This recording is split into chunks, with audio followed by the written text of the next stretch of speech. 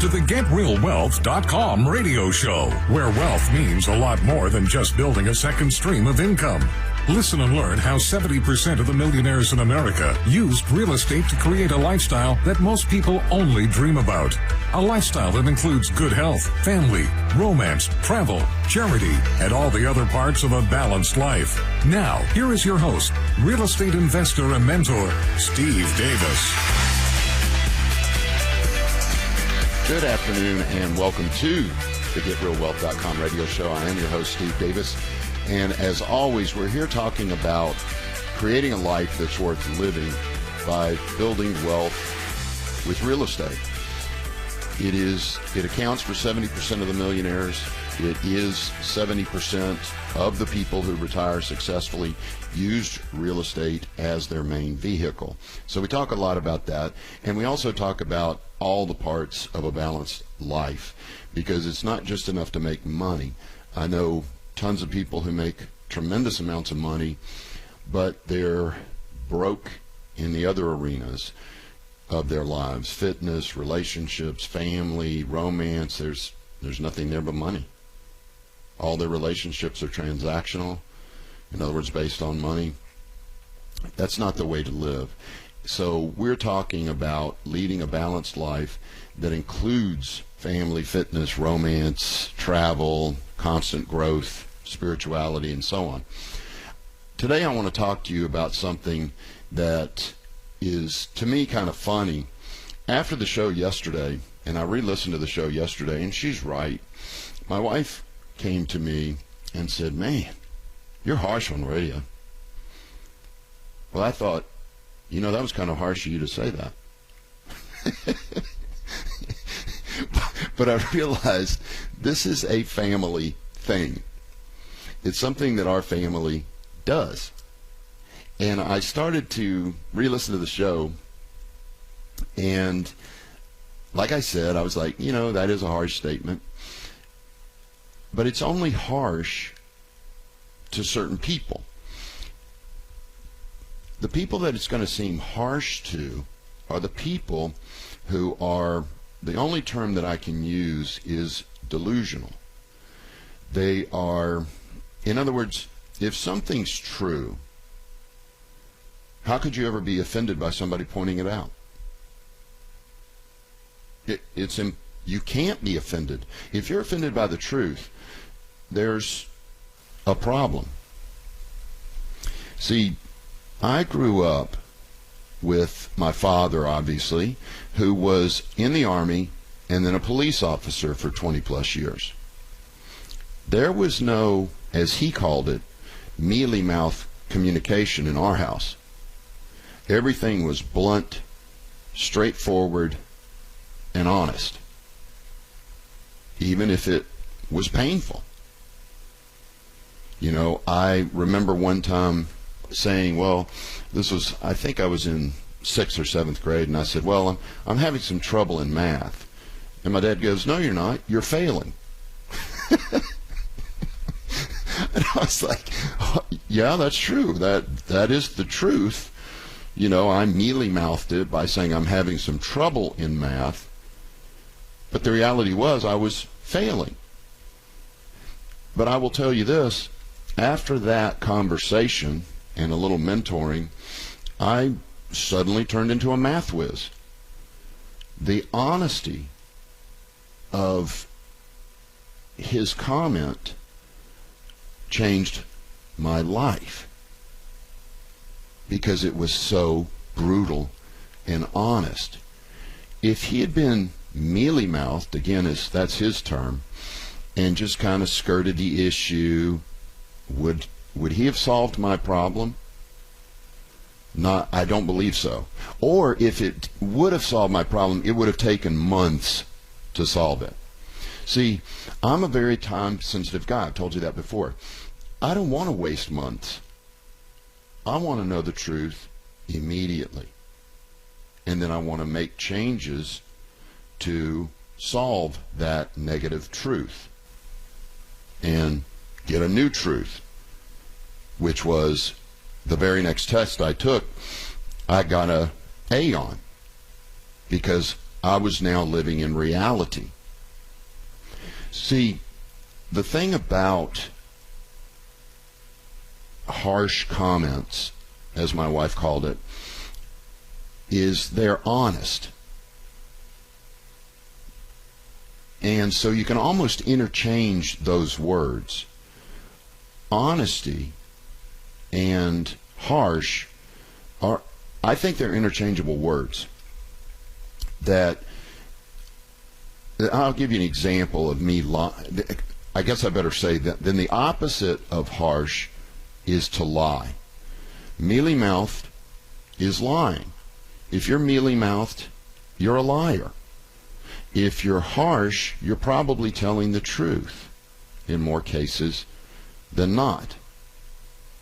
So those kind of interchange. So you've got a choice of being honest or lying in the way that we're using these terms on this radio show. I'm sure somebody could dissect what I'm saying and say that's not exactly accurate, but that's okay. For this radio show, we're going to interchange those words. You've got harsh and honest are the same thing, and mealy-mouthed and lying are the same thing. And this living in delusion is what's harming many of the people that I mentor, because I see them lying to themselves. You know, I see people in their late 40s, early 50s, a couple $100,000 in the bank, and they're not really going, holy crap, I have worked 22 years, 40 hours a week, some of them 50, 60 hours a week, and all I've got to show for it is $200,000. And if I work another 20 years, I'm going to have $400,000. I can't retire on $400,000. So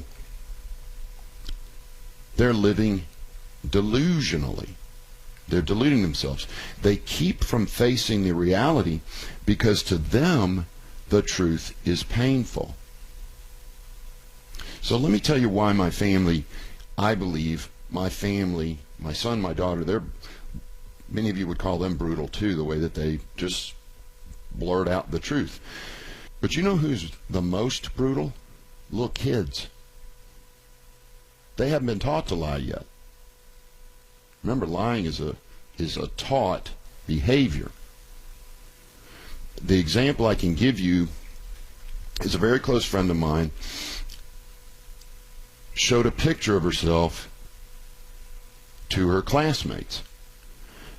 I'm sorry, her kids, to her kids, and she was in really good shape when she got married. And the little kid goes, "What happened?" She goes, "What do you mean?" "Well," and then he said the meanest thing. "You would probably think this is mean or harsh." He goes, "You're fat now." Kids are harsh because they're what? Honest. All right, we'll continue this conversation, and I'll show you how to step away from delusion and deal with harshness and honesty so that you can truly get out of life what you want, because delusion keeps you from getting what you want. This is the GetRealWealth.com radio show. I'm your host, Steve Davis. You are listening to AM 700 KSEV, the voice of Texas. Thanks for listening.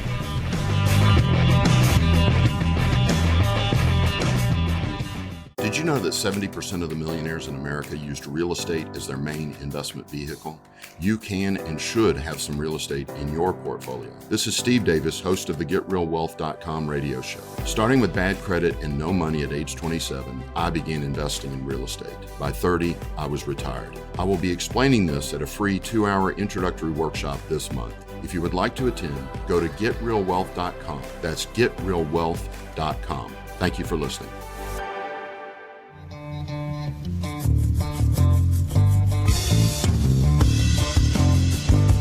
Welcome back to the GetRealWealth.com radio show.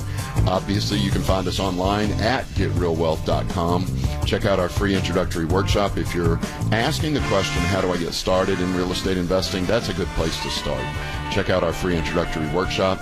If you've got a question for me right now, it's email me at asksteve@getrealwealth.com. getrealwealth.com.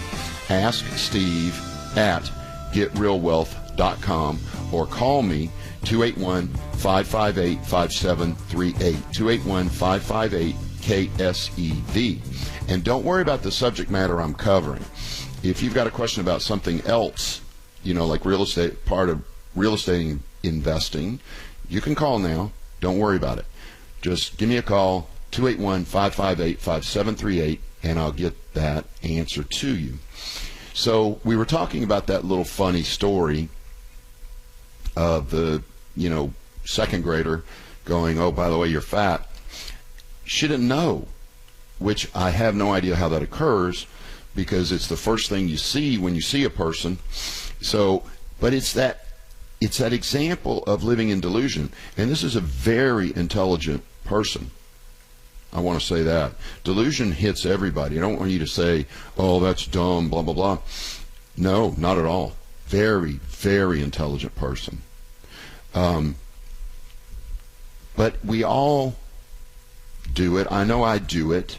And unfortunately, I can't tell you where I do it, because if I could, I would try to correct it. But I know good and well I'm lying to myself, because we all do it. We all have a delusional part, things we don't want to face because it's just too painful. We associate more pain to it than pleasure, and so we avoid it. But what you've got to do is you've got to look for those points in your life where you are delusional. It could be fitness, it could be wealth, it could be relationships, it could be romance, spirituality, charity. Charity is a big one that people kind of avoid. They think, man, if I give away 10%, it's going to change my life. I couldn't ever do that. When in reality, what I've noticed is that the more you give, literally, the more you get back. It's amazing. But delusion will destroy your life, because you're lying to yourself. And you've also got to understand that the ego gets involved in this, in that your ego doesn't care if you get out of life what you want. It wants to appear to other people as if you've gotten out of life what you want. It's very common for people to have $10,000 watches on, driving $80,000 cars, living in $500,000 homes, to have no passive income. In other words, if they lost their job tomorrow, they could no longer afford to pay the rent on that borrowed lifestyle. They're impressing their neighbors with their jewelry, cars, and house, but deep down, they know that it's all a facade. It's not real. And then the ego comes in and actually convinces you that it is real, that you are doing fine. That's where you reach that point of delusion.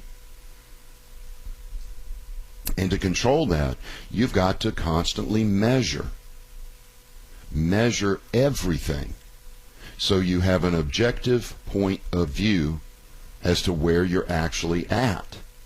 And yes, it's painful at first. But this is the thing I've learned, and I want to go over something so you understand why I'm harsh. I explained about my father being in the Army, then he was a police officer. If you're delusional at all, you can get killed.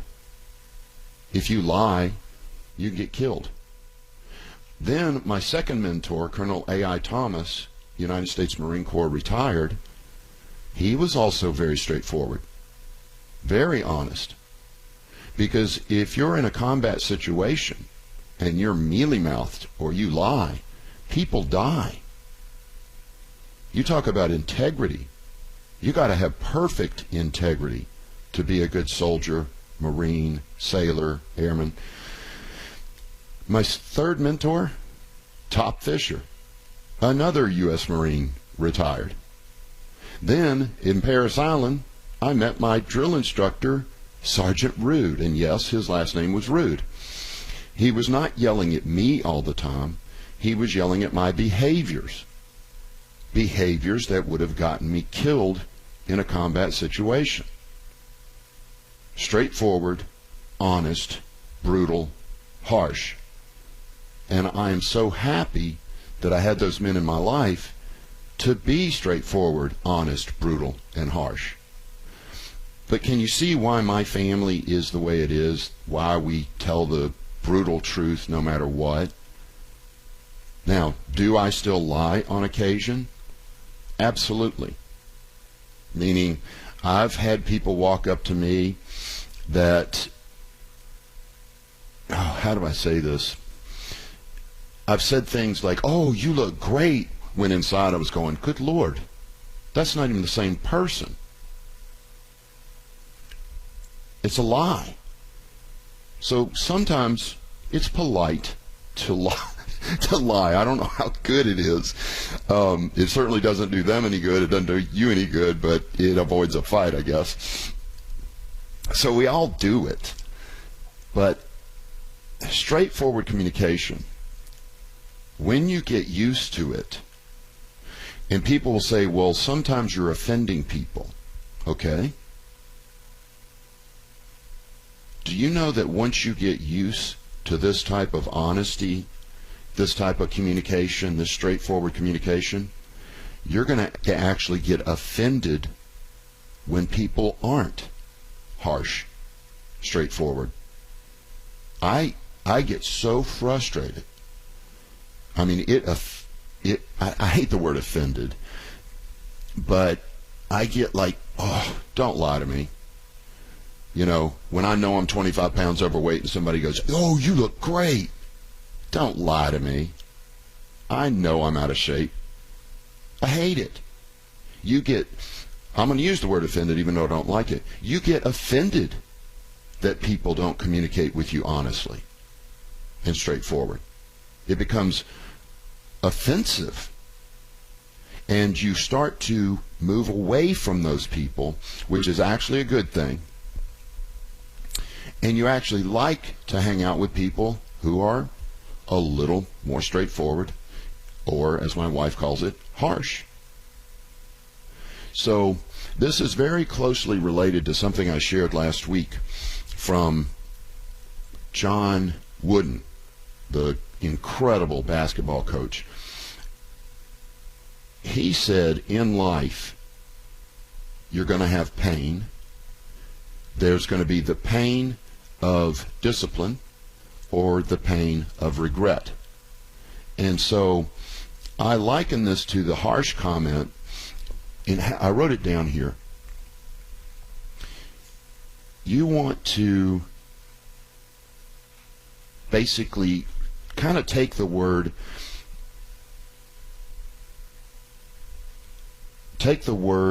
harsh and replace it. In other words, you're going to have pain if you are mealy-mouthed, or you're going to have pain from harshness. We're just kind of taking those words and switching them around. There's going to be pain either way. The pain of destroying your life by lying to yourself, or the pain of being harsh on yourself. Guess which one I want? I want the harshness. I want people to tell me I've got a problem. I want to hear it. I love it because then I can go do something about it. If I had surrounded myself with people who were yes men, yes women, and just told me I was the greatest thing in the world, it wouldn't work for me. I'd have stagnated. There would be no personal growth. You've got to have somebody who's honest with you, who's harsh. So I'm not going to apologize for being harsh. I just want you to understand why this radio show sometimes comes across as harsh. Because I'm telling the truth. And if it seems harsh to you, perhaps, keep an open mind, you've got a little delusion. Because how could you ever be offended by the truth? You can't. It's a lie. You cannot be offended by the truth. If you are, there's something seriously, seriously wrong. You want the truth, the harsh reality, and you want to address it with yourself, your spouse, your kids, and keep a harsh honesty in your life. Then and only then will you move forward towards your goals. If you lie to yourself and say you're doing fine financially when you know you're not, will anything change? Obviously not. You want to look at yourself in the mirror. You want to measure everything. Your wealth, your fitness, your relationship. And that relationship and romance is very challenging to measure those. But it can be done. I'll even talk about that when we do a show on marriage and romance. But everything needs to be measured and evaluated on a regular basis. So I hope that explains why I come across harsh. Let me make sure I didn't miss. Block out the truth. Yeah, hit the ego, block out the truth. The ego will block out the truth to make what it believes true. So be cautious of the ego. Lying to yourself literally destroys your life because it makes you stagnate. Why would you go improve if you're lying to yourself and saying you're great? There's no reason to improve. You're already great. So be very cautious of those things. And then always, whenever somebody's harsh with you, remember that DI, drill instructor at Parris Island, trying to save my life. Yeah, he was spitting on me, and I got punched a few times, but he was trying to save my life, and I appreciate that. Okay, this is the GetRealWealth.com radio show. I'm your host, Steve Davis. My email is open to you at AskSteve@GetRealWealth.com. AskSteve@GetRealWealth.com. You're listening to AM 700 KSEV, the voice of Texas. Thanks for listening. 70% of the millionaires in America used real estate as their main investment vehicle. Listen to the GetRealWealth.com radio show to find out how you can do it too. Saturdays at 9 a.m. right here on the voice of Texas, AM 700 KSEV.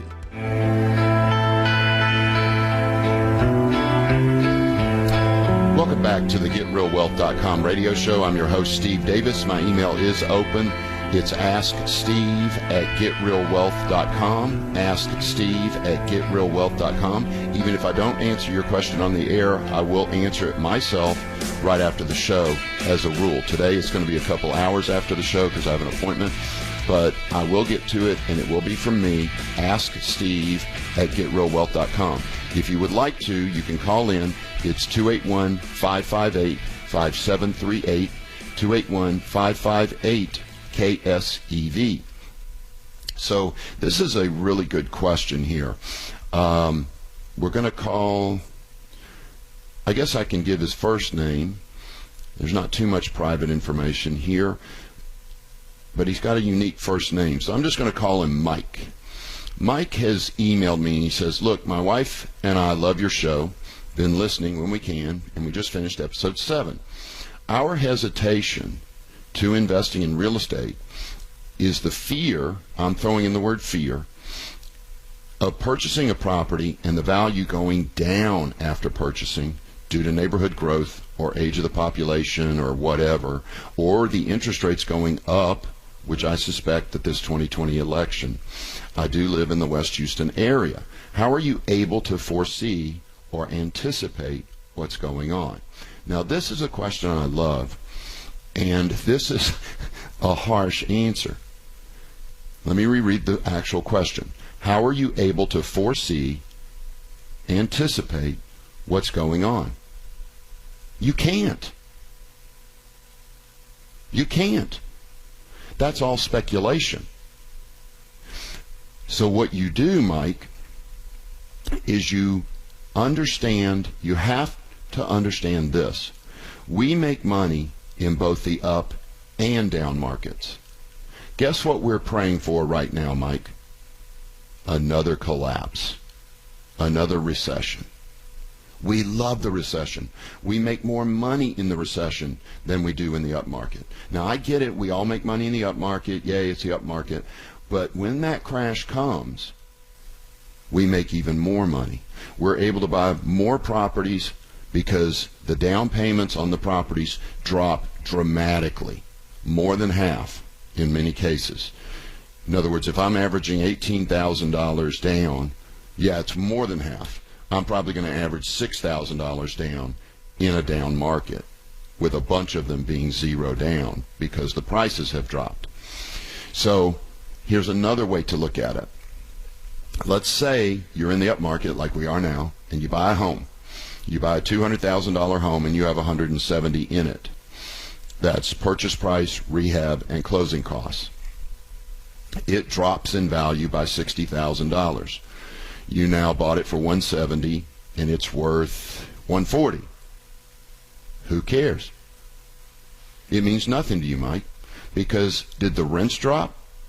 No. Is it still cash flowing $400 a month? Yes. And is that going to go up or down in a recession? It's going to go up because more people will be what? Leasing. More people will be leasing because they can't buy homes. They freak out. You know, the government makes its knee-jerk reactions, and suddenly people can't qualify for mortgages that used to be able to. I mean, it's just, I guess I'm preaching to the choir on KSEV, but the government doesn't know what they're doing. So you don't care if because you can't predict it. And this is the neat thing about real estate compared to speculating in the stock market or with gold or silver, things like that, where when the crash comes, you get slaughtered. You know, your gold goes from $10,000 to $4,000 or whatever the circumstance is, you get slaughtered.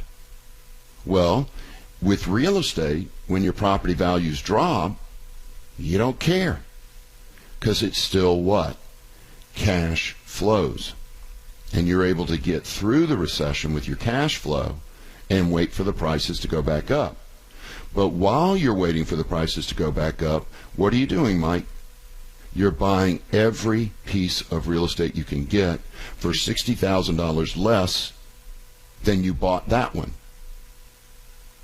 See how you're winning? So, Mike, the key to it is to first understand that anyone that says they can foresee or anticipate what's going on is, God, I was going to say a liar, is misinformed, we'll say.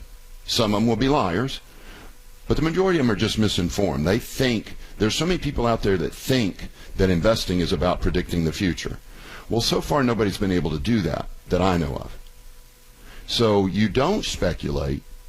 You buy the properties in the neighborhoods that are 150 to 220, and you buy them 10, 15%, 20% below market. If the crash comes, you don't care because it cash flows, and then you continue to buy everything that you can get your hands on. Then when the recession ends, you're a wealthy man. You and your wife are wealthy.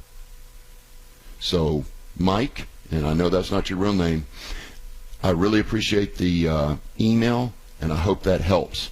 I will reply to this email and ask you if I generated any more questions, which is many times the case. Anybody else that wants to email me, it's asksteve@getrealwealth.com, asksteve@getrealwealth.com, or call me at 281-558-5738, 281-558-KSEV. Guess I better get my call manager up. Give me 1 second, and we'll get to talking about who should have a property manager and who should not, which I promised you on Facebook. Okay, call manager is up, so if you got a question for me, you can call 281-558 5738. So when it comes to property management, you'll hear me almost always say manage, and we're talking single family today. Single family today. I'm going to say, look, manage them yourself. I've kept numbers on it for years, and 20 houses, about 10 hours a month, make somewhere between $7,000 and $8,000. How many of you would work an extra 10 hours a month for an extra $7,000 or $8,000 a month? No problem. Now, will some months hit 20 hours? Yes. But will most months hit 1 or 2 hours? Yes. When your units are all occupied, it's about 2 hours a month for 20 houses.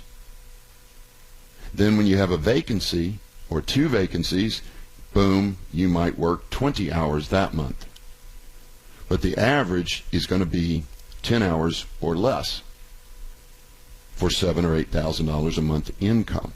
Profit, that's after principal, interest, taxes, insurance, maintenance, and vacancy. So when I posted on Facebook, I had to pick a number, and I chose the number 70%. I really think it's higher than that, but I didn't want to go higher than that just to be safe. But I think it's probably 70, 80% of people should manage their own single-family portfolio. Who are the other 20 or 30%? The other 20 or 30% of you are the ones who work your tails off. You've chosen a position, and I use that word specifically because I don't like it. You have to be careful not to be delusional and say, it's my job's fault. I work 60, 70 hours a week. It's not your job's fault. You chose that job. You are responsible. So you chose to work 60, 70 hours a week. I don't think you should run your own property. I really don't. I think you find somebody like Steve Rosenberg, who was on the show last Friday, and Mind, which is the property management company, and let them run it for you. Another example would be, I guess I better address why am I saying that. Because if you're working 60 plus hours a week, when are you romancing your wife? When are you raising your kids? When are you hitting the gym? When are you volunteering for charity? You're not. You're probably dead beat at the end of the day. 60 hours a week is 12 hours a day, 5 days a week. That's crazy. I mean, I can understand why you're tired. So, for those people, yes, property management's a really good idea. The next one is the passion play, I'll call it. A person who has a job that they're wildly passionate about, and they don't want anything to do with real estate. Many of my clients are physicians, attorneys, and a lot of them are extremely passionate about what they do. They love it. I met a doctor, a dermatologist. I talked to him briefly. He wants to invest in real estate, but he works 6 days a week. But he loves it. He didn't complain about it. He didn't say, man, I'm working 60 hours a week. He goes, no, I work 60 hours a week, and I don't want to ruin that. I'm like, man, you don't hear that much. But when you do find somebody who's in their passion, they should have a property manager. Does it cut into your cash flow? Of course. But it's worth it. Because remember, every dollar you've got in a piece of real estate is making you money 4 ways. And it's almost all tax deferred till after you're dead. So you're still making incredible rates of return, but you're not doing it. You're not in there taking the phone calls, leasing the units, and so on. So that's the 30%. They fall into one of those two categories. They're either stuck working 60, 65 hours a week, or they've got the passion play where they're passionately working 60. I guess it's almost the same thing when you think about it. It really comes down to just a time decision. If you're working that much, I don't want you picking up another 10 hours of work. Then that's picking up a second job almost. If you work normal hours, 40, 45 at the max, run them yourself. You will do a better job, as a rule, than any management company. All right, this is the GetRealWealth.com radio show. I'm your host, Steve Davis. Email me at asksteve@GetRealWealth.com, and I'll answer your question live on the air. AskSteve@GetRealWealth.com. You're listening to AM 700 KSEV, the voice of Texas. Thanks for listening. Did you know that 95% of Americans fail to retire by age 65 and 36% are dead? The good news is that here at the GetRealWealth.com radio show, we know what the other 5% are doing. 70% of them own real estate. We are a mentoring group for new and experienced real estate investors. We will show you how to build a second stream of income that will allow you to retire at any age. I will be explaining this at a free 2-hour introductory workshop this month. If you would like to attend, please go to GetRealWealth.com. That's GetRealWealth.com. Welcome back to the GetRealWealth.com radio show. My email is open to you for one final segment today, so we only got a few minutes, so please fire that email right now. It's asksteve@GetRealWealth.com. asksteve@GetRealWealth.com. Got an email here about apartments. So the question is, when should you manage your own apartments? Almost never. Almost never. It completely flip-flops. 80% of you, 70-80% of you, should just passively invest in apartments. Then there's 20 or 30% of you that should be the syndicator, the person who puts the deal together, that actually runs the property. Because those things are, one, they're big. You know, I guess you could buy little small units and run them yourself, but I still say the number stands. It's 70-80% should just be passive in a syndicator's deal, or you are the syndicator and then you're the one running it. But think about it. Does the syndicator really run the property? No. He runs the business. Who's running that property? The property manager and the leasing agents. Those are the real, boots on the ground. Now, I'm not insulting syndicators. They work their tails off. Don't get me wrong. They work their tails off to make those deals run, especially when it's time to refinance and pull that down payment out or get that 100% rate of return, whatever the circumstance is. They work their butts off.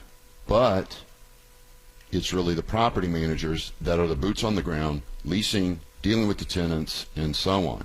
Whereas the passive investor, like myself, doesn't even have a key to the front door.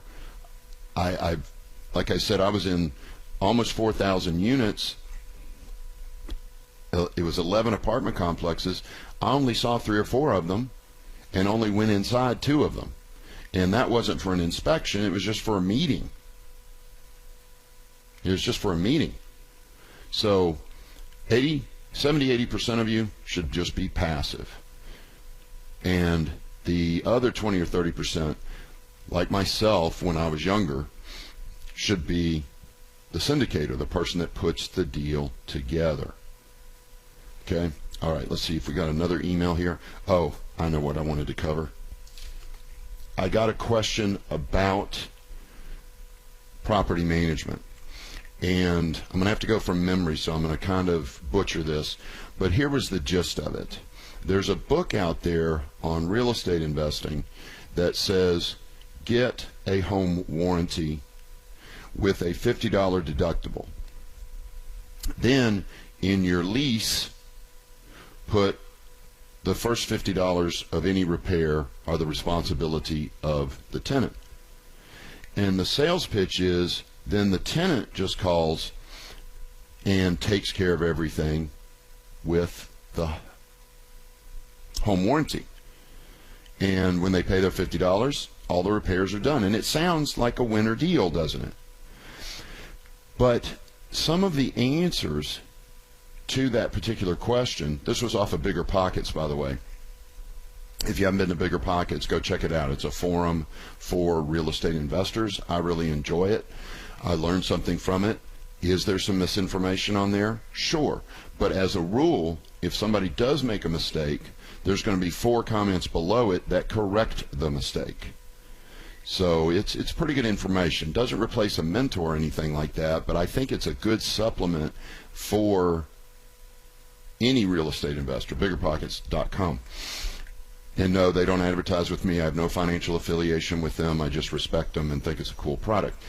So the next comment was, and they were all negative on home warranties, all of them, complaining that the home warranty company uses the cheapest contractors they can find. They do everything on the fly. They're slow to respond. All kinds of problems. There was not one, and I think there were probably 7 or 8 comments underneath it. Not one of them had a positive thing to say about the home warranty. Yet, I have spoken to students who use them. And guess what I've heard? Good things. So that's the other problem with forums. You hear both sides of the story, and sometimes you end up with 8 and 8. 8 that hate it and 8 that love it. What do you do then? You need somebody to throw in that tiebreaker vote. So my personal opinion is I don't use home warranties, because I rehab my properties up front. In other words, the day I buy the property, I replace any system, AC, heat, dishwasher, stove, that doesn't have at least 5 years left on its life expectancy. And I repaint. If there's slab damage, I repair the slab. If the roof doesn't have 5 years left, I replace the roof. I put together a perfect house that I know almost every system in that house has 10 years or more left on it before it's going to start breaking. So for me, a home warranty, and what do new appliances come with? 1 or 2 year warranty. And you can, of course, for a small fee, turn that into a 5-year warranty if you want to. I would prefer that to the home warranty that they're talking about on Bigger Pockets. With that said, I can't deny the fact that I know people, competent investors, who swear by them. But I think their business model is a little different than mine. They're not going in and rehabbing everything up front. So they have a little more risk than I do, and that home warranty makes them feel better, and obviously for some people it has worked out. So if you're going to use home warranties, I really believe you better get some referrals before you choose one. Referrals that are experienced with that specific company, not just home warranties in general, but that specific company. And they can say, yes, they always get back to me within 24 hours. They use competent, professional contractors, and they really do take care of it. Now, remember, the home warranty only covers certain things. So make sure that you read through that clearly to see if it's worth it to you. You know, they're not going to cover plumbing, at least as I understand it. They're not going to cover plumbing and certain other things. They're primarily for AC, heat, appliances. So I've almost not answered this question and left you hanging. I don't mean to, because the real answer for me is no, I don't like them. I don't use them. Because I think if you use my business model, you've got a perfect house already. My maintenance costs are minuscule. In fact, I can't even remember the last time I had something shocking happen, because there's nothing to go wrong. Everything's got a 5-year or more on it. What can go wrong? And if it does, it's probably still under warranty. Okay, phone lines are open, 281-558-5738, 281-558-KSEV, or email me at asksteve@getrealwealth.com. asksteve@getrealwealth.com. All right, let me check email now. Okay, this next question is really directed at landlords of all types. So it's just a simple question. Well, really, I've already answered this of sorts. I'm going to email you back and try to get more detail about your question. But yes, I prefer to run single family by myself, but apartments, I want a syndicator in the deal to take care of all that. And you know, this leads me to this point. I don't really like real estate, but for some reason I enjoy single family management. It's fun dealing with my tenants who I've put in myself. You know, I know these families, I know these individuals personally. I have no trouble dealing with them. In fact, it's fun. Some of you, that wouldn't be fun. Then you fall into the 30% that should get a property management. Your skill sets are not there for dealing with people like that. And I hope I'm answering your questions. Like I said, I'm going to email you after the show and try to get more detail on what you're actually talking about. It sounds like the simple question. The simple answer is, on single family, run it yourself up to about 20 units. You get past 20 units, I would probably get a property manager. But the rule of thumb is, if you've got 20 houses, why aren't you selling them and buying an apartment complex? It doesn't make sense. I don't think anybody should go past 15, 20 houses. If you go past that, you've got so much equity in those houses that it would be better off, it would be more effective, more profitable for you to move to apartment complexes, and then you'd be at that point where you're suddenly all passive instead of active. Okay. All right. This is the GetRealWealth.com radio show. You can always find us online at GetRealWealth.com. We do have a free workshop coming up on February 6th and 8th that I will be teaching. You only need to come to one of those because they're the same. But anybody that's saying, how do I get started in real estate investing, that's the workshop to go to. Go to GetRealWealth.com and just click on upper right-hand corner on the free workshop. I want to thank everybody for listening. And remember, you're listening to AM 700 KSEV, the voice of Texas. This has been the GetRealWealth.com radio show. Please remember that this show is for entertainment purposes only and should not be construed as legal, tax, or investing advice. Always get a professional opinion before making any investment decision. To find out about the mentoring and consulting at Real Wealth Academy, visit GetRealWealth.com and attend one of our free introductory workshops on real estate investing. That's GetRealWealth.com. Thanks for listening and have a great rest of your day.